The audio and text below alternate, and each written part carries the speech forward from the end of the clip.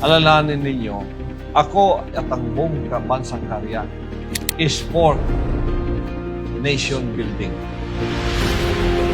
Gusto natin ang ating bayan ay isang marangal na bayan na may pagmamalaki natin dahil sa development na ginagawa ng ating pamahalaan kung saan-saan makikita natin. Kung tingnan mo sa mapa, ang Pilipinas ang liit-liit.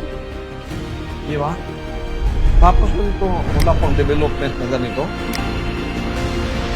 Kung ako gagawa ng highway from the northmost part of Luzon to Jolo, kukunik ko yan. Tapos connection pa ganon, connection pa ganon, connection pa ganon. Lahat ng islands, pwede mong sasakyan lang, madaanan mo, may highway. Oh, mahirap yon? Hindi. Bakit mahirap? Isipin mo lang at gawing plano, hindi mahirap.